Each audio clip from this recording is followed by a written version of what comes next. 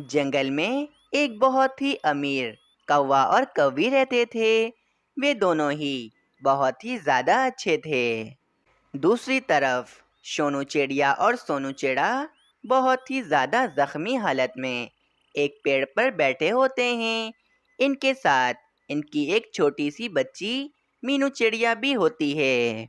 इन दोनों का ये हाल दो चीलों ने किया था, लेकिन सोनू चिड़ा और सोनू चिड़िया जैसे कैसे उन चीलों से जान बचाकर इस पेड़ पर आकर बैठ जाते हैं।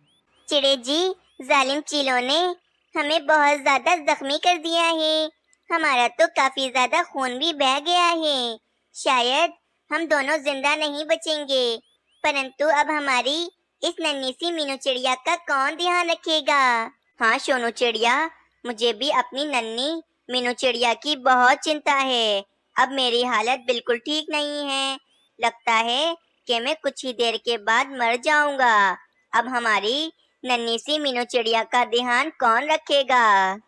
नहीं नहीं चिड़े जी, मेरे पास एक उपाय है। हमारे जंगल में जो अमीर कालू कौवा और रानी कौवी रहते हैं, हम अपनी मीनू चिड़िया को छुपके से उनके घोंसले में रख देंगे। मुझे यकीन है कि वे दोनों कौवा और कौवी हमारी मीनू चिड़िया को पाल पोस कर बड़ा कर देंगे।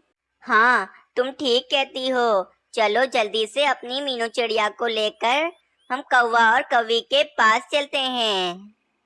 फिर सोनू चिड़िया और सोनू चिड़ा जख्मी हालत में अपनी नन्ही मीनू चिड़िया को अपने पंजों से पकड़कर कालू कौवे और रानी कौवी के घोंसले की तरफ ले जाते हैं। फिर सोनू चिड़ा और सोनू चिड़िया अपनी नन्ही मीनू चिड़िया को लाकर कालू कौवे और रानी कौवी के घोंसले में रख देते हैं। इस समय कालू कौवा और रानी कौवी भी अपने घोंसले में नहीं थे। काफी ज्यादा जख्मी होने के कारण सोनू चिड़ा और सोनू चिड़िया पेड़ से नीचे गिर जाते हैं और उसी समय उन दोनों की मृत्यु हो जाती है। बेचारी मीनू चिड़िया अपने माँ बाबा के मरने के बाद अब बिल्कुल अकेली रह जाती है। कुछ ही देर के बाद कालू कौवा और रानी कौवी भी अपने घोंसले में आ जाते हैं। हाय रे कालू जी, ये नन्ही सुंदर चिड़िया कौन है और इसे हमारे घोंसले में कौन रख कर गया? अभी हमने अपने पेड़ के नीचे देखा था ना कि सोनू चिड़ा और सोनू चिड़िया मर गए हैं। शायद उनने मरने से पहले अपनी नन्ही सी चिड़िया को हमारे घोंसले में रख दिया होगा, ताकि हम इनकी नन्ही सी चिड़िया का अच्छे से ध्यान रखें। हाय रे कालू जी, सोनू चिड़ा और सोनू चिड़िया तो मर चुके हैं और ये बेचारी नन्ही सी चिड़िया अकेली रह गई है। परंतु कालू जी, हमारे तो कोई भी बच्चे नहीं हैं। क्यों ना हम दोनों ही इस नन्ही सी चिड़िया को अपना बच्चा बना लें और इसे पाल पोस कर बड़ा कर लें। मुझे भी इस बेचारी नन्ही सी चिड़िया पर बहुत दया आ रही है। बेचारी बिन माँ बाप के कैसे रहेगी।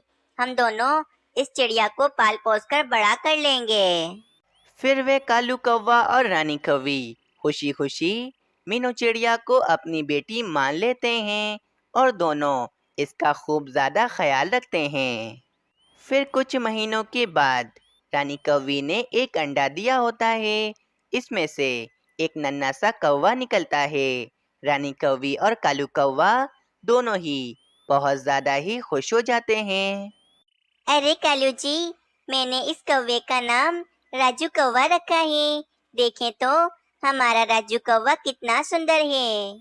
हाँ हाँ रानी, एकदम मुझ पर गया है, एकदम काला।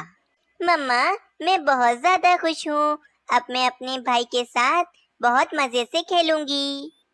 हाँ हाँ मीनू चिड़िया, क्यों नहीं, जरूर तुम राजू कौवे के साथ खेलना। सब कुछ ठीक चल रहा होता है। एक दिन एक बुलबुल रानी कौवी और कालू कौवे के पास आती है। अरे, ये तुम दोनों क्या कर रहे हो? तुम दोनों एक चिड़िया की बच्ची को अपनी बेटी कैसे बना सकते हो? जंगल के सारे पक्षी तुम्हारा बहुत ज्यादा मजाक उड़ाएंगे। भला कभी एक चिड़िया किसी कौवी की बेटी भी हो सकती है? बुलबुल बहन, तुम बिल्कुल ठीक कह रही हो। सारे पक्षियों ने मेरा मजाक उड़ा उड़ा कर मेरा दिमाग खराब कर दिया है।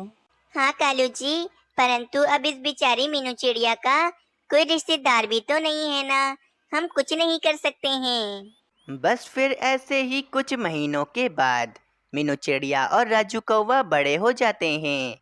मीनू चिड़िया अपने भाई राजू कौवे को बहुत ज़्यादा अच्छा समझती थी, परंतु राजू कौवा हमेशा मीनू चिड़िया से नफरत करता था और इससे बहुत ज़्यादा जलता था। मम्मा पापा, ये आप दोनों ने मीनू चिड़िया को मेरी बहन बनाकर बिल्कुल भी अच्छा नहीं किया है। अच्छा होता कि मैं अकेला होता। इसकी वजह से सब मेरा मजाक उड़ाते हैं कि मेरी बहन कोई कौवी नहीं बल्कि एक चिड़िया है। रानी कौवी और कालू कौवा भी मीनू चिड़िया से बहुत ज़्यादा तंग आ गए थे। अरे राजू कौवे, तुम निराश क्यों होते हो? मैं आज से इस मीनू चिड़िया का बंदोबस्त कर दूंगी। आज से ये मीनू चिड़िया हमारे घोंसले में नहीं रहेगी। हाँ रानी, तुम बिल्कुल ठीक कहती हो। मीनू चिड़िया, तुमने सुन ली ना रानी कौवी की बात? बस बहुत हो गया, निकल जाओ हमारे घोंसले से तुम। बाबा, ये आप क्या कह रहे हैं? मैं कहाँ जाऊंगी? मैं सारे काम करती तो हूँ, भोजन भी मैं ही ढूंढ कर लाती हूँ, घोंसले की सफाई भी मैं ही करती हूँ, मगर अब और भी ज्यादा भोजन लाऊंगी, परंतु मुझे इस घोंसले से मत निकालें। अरे ओ मीनू चिड़िया, बस कर दो। तुम्हें पाल पोस कर इतना बड़ा कर दिया, यही एहसान मानो।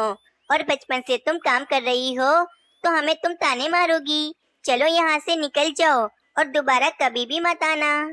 फिर रानी कौवी मीनू चिड़िया को धक्का देकर अपने घोंसले से निकाल देती है और मीनू चिड़िया भी उदास होकर वहां से चली जाती है। प्यारे दोस्तों, अगर आप लोगों को इस कहानी का अगला भाग देखना है तो हमें कमेंट कर ज़रूर बताएं।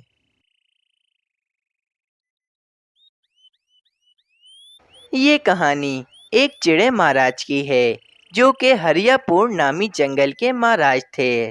चिड़े महाराज के एक पिताजी भी थे जो कि अब काफ़ी ज़्यादा बूढ़े हो चुके थे। पिताजी चाहते थे कि चिड़े महाराज उनके मरने से पहले पहले शादी कर ले ताकि पिताजी भी चिड़े महाराज की खुशियाँ देख सकें, लेकिन चिड़े महाराज अभी शादी करने के लिए तैयार नहीं थे क्योंकि उन पर जंगल की काफ़ी सारी जिम्मेदारियां थीं जो वो निभा रहे थे। और तो और चिड़े महाराज किसी ऐसी चिड़िया से शादी करना चाहते थे जो कि एक बहुत ही ज़्यादा ईमानदार चिड़िया हो। चिड़े महाराज का एक वजीर कालू कौवा भी था जो कि चिड़े महाराज के सारे काम किया करता था। चिड़े महाराज, आज आपको दूसरे जंगल के एक उल्लू महाराज से मिलने के लिए जाना है। हाँ हाँ कालू कौवे, चलो हम दूसरे जंगल के उल्लू महाराज से मिलने के लिए चलते हैं। बेटा, तुम शादी कब करोगे? मेरी मौत जिंदगी का कुछ पता नहीं है, मैं कभी भी मर सकता हूँ। मैं चाहता हूँ कि मेरे मरने से पहले पहले मैं तुम्हारी खुशियाँ देख सकूं। पर बाबा, मुझ पर जंगल की बहुत सी जिम्मेदारियां हैं, मुझे वो निभानी है। मैं अभी शादी नहीं करना चाहता हूँ। अच्छा बाबा, मैं अभी चलता हूँ, मैं इस बारे में आपसे बाद में बात करूँगा। फिर कालू कौवा और चिड़े महाराज दूसरे जंगल उल्लू महाराज से मिलने के लिए चले जाते हैं। आइए आइए चिड़े महाराज, आपका स्वागत है हमारे जंगल में।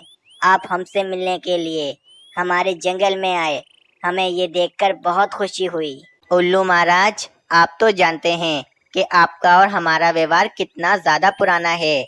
आपके जंगल में चावल की फसल नहीं लगती और हमारे जंगल में गंदम की फसल नहीं लगती, जिस कारण हम आपको चावल देते हैं और इसके बदले में आप हमें गंदम दिया करते हो। इस तरह हम दोनों जंगलों का गुजारा भी बहुत अच्छे से चल जाता है। और आप तो जानते हैं कि हम दोनों जंगलों की दोस्ती कितनी ज्यादा पुरानी है। वैसे उल्लू महाराज, आज आपकी पत्नी दिखाई नहीं दे रही हैं, भाभी जी कहाँ हैं? अरे वो चिड़े महाराज, मेरी पत्नी अपने मैके गई हुई है, उसे अपने मैके वालों की याद आ रही थी, इसीलिए मैंने उसे उसके मैके भेज दिया।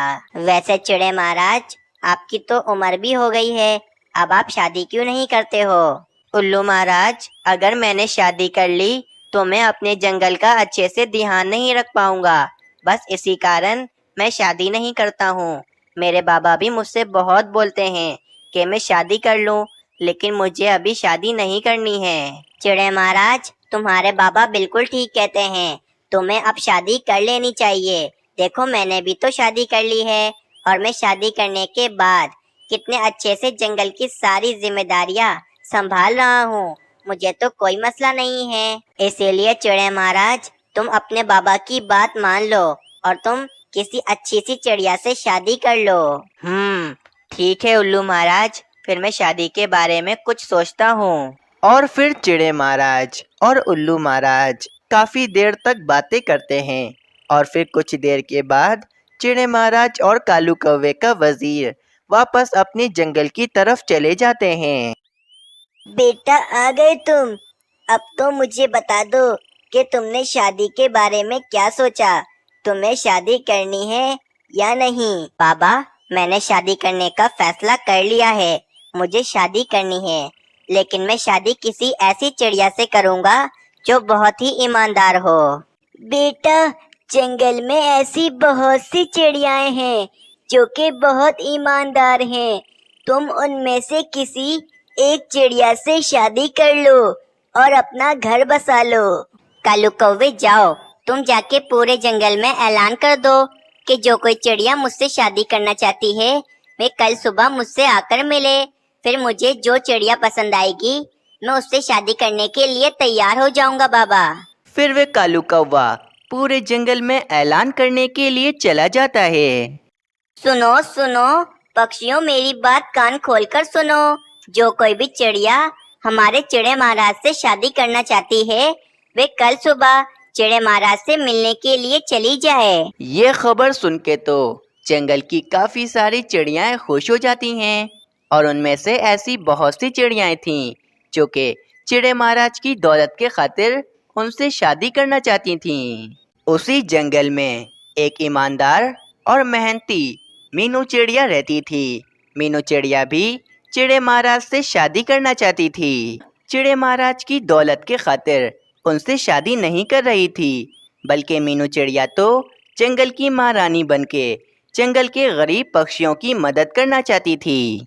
मैं चाहती हूँ कि मैं इस जंगल की रानी बन जाऊँ, ताकि मैं इस जंगल में सभी गरीब पक्षियों की मदद करूँ और उनको मैं भोजन दूँ। वैसे तो चिड़े महाराज भी गरीब पक्षियों की बहुत मदद करते हैं, लेकिन जब मेरी उनसे शादी हो जाएगी तो मैं उनके साथ मिलके सभी गरीब पक्षियों की मदद किया करूँगी। वैसे भी कल चिड़े महाराज के पास जंगल में से काफी सारी चिड़ियाएं जाएंगी और उनसे शादी करने का कहेंगी। बस कल चिड़े महाराज मुझे पसंद कर लें। अगली सुबह हो जाती है। मीनू चिड़िया भी उठ जाती है। चलो भाई, सुबह हो गई है। मैं चिड़े महाराज के पास चली जाती हूँ। वैसे भी काफी सारी चिड़ियाएं तो चिड़े महाराज के पास चली गई होंगी। फिर मीनू चिड़िया चिड़े महाराज के पास चली जाती है। मीनू चिड़िया चिड़े महाराज के पास आती है तो मीनू चिड़िया देखती है कि चिड़े महाराज के पास दो चिड़ियाएं आई हुई होती हैं। बेटा, ये 3 चिड़ियाएं तुमसे शादी करना चाहती हैं। अब तुम फैसला कर लो कि तुम इन तीनों चिड़ियाओं में से किससे शादी करोगे। चिड़े महाराज कुछ देर तक सोचते हैं और फिर चिड़े महाराज उन तीनों चिड़ियाओं को एक एक बीज देते हैं और उन चिड़ियाओं से कहते हैं, चिड़ियाओं, ये तीनों बीज गुलाब के फूल के हैं। तुम तीनों चिड़ियाएं अपने अपने बीज ले जाकर जमीन में लगा लो। फिर जब कुछ दिनों बाद तुम तीनों के गुलाब के फूल बड़े हो जाएंगे तो तुम ये गुलाब के फूल मुझे लाकर दिखाना। तुम तीनों में से सबसे सुंदर गुलाब का फूल जिसका होगा, मैं उस चिड़िया से शादी करूंगा। चिड़े महाराज की ये बात सुनकर तीनों चिड़ियाएं चिड़े महाराज की बात से सहमत होती हैं और वे तीनों चिड़ियाएं अपने अपने बीज लेकर वहां से चली जाती हैं। मेरे तो कुछ समझ में नहीं आई। तुमने इन तीनों चिड़ियाओं को एक एक गुलाब का बीज क्यों दिया, मुझे समझाओ तो। बाबा, जब वक्त आएगा तो आपको सब कुछ पता चल जाएगा। बस आप देखते जाइए। ना जाने ये क्या करना चाहता है? मेरे तो समझ से ही बाहर है। फिर वे तीनों चिड़ियाएं अपने अपने बीज लाकर जमीन में लगा देती हैं। मैंने अपना गुलाब का बीज जमीन में बो दिया है, पर जल्दी से मेरा गुलाब का फूल बड़ा हो जाए।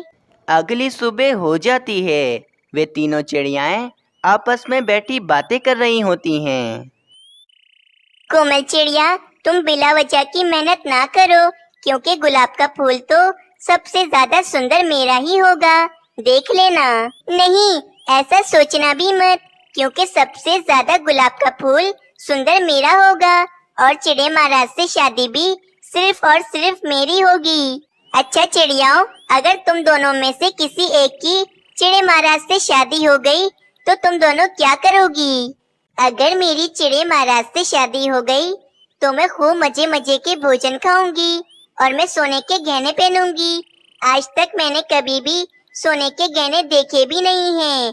और अगर मेरी चिड़े महाराज से शादी हो गई तो मैं चिड़े महाराज से कहूंगी कि वे मेरे लिए एक हवाई जहाज बनवाएं, ताकि मैं उस हवाई जहाज में बैठकर पूरे जंगल में घूमूं।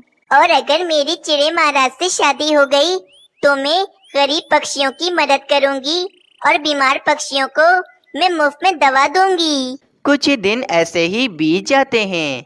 उन तीनों चिड़ियाओं के बीजों में से गुलाब के फूल के बजाय 3 पीले फूल निकलते हैं, जिन्हें देख के वे तीनों चिड़ियाएं काफी ज्यादा निराश हो जाती हैं।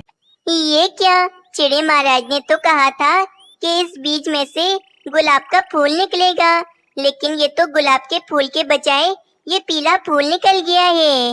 अब अगर मैं ये पीला फूल लेकर चिड़े महाराज के पास जाऊंगी तो वे तो मुझसे कभी भी शादी नहीं करेंगे और मुझसे शादी करने से इनकार कर देंगे। बाप रे, चिड़े महाराज ने तो कहा था कि इस बीज में से गुलाब का फूल निकलेगा, लेकिन ये तो नास पीटा पीला फूल निकल गया है।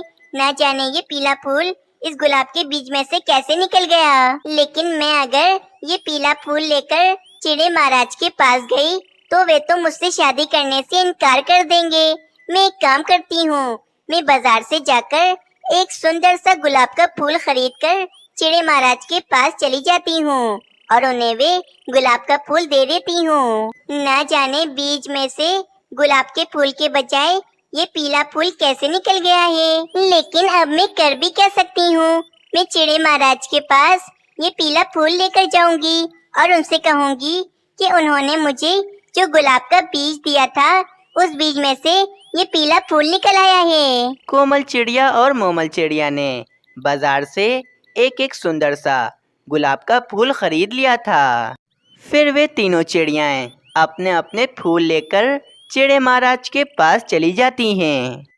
आ गई तुम तीनों चिड़ियाएं। चलो चिड़ियाओं, अब तुम तीनों अपने अपने गुलाब के फूल दिखाओ मुझे। फिर वे तीनों चिड़ियाएं अपना अपना फूल चिड़े महाराज को दिखाती हैं। चिड़े महाराज मीनू चिड़िया का पीला फूल देखकर मीनू चिड़िया से कहते हैं, मीनू चिड़िया, मैंने तो तुम्हें गुलाब के फूल का बीज दिया था, तो तुम ये पीला फूल क्यों लाई हो?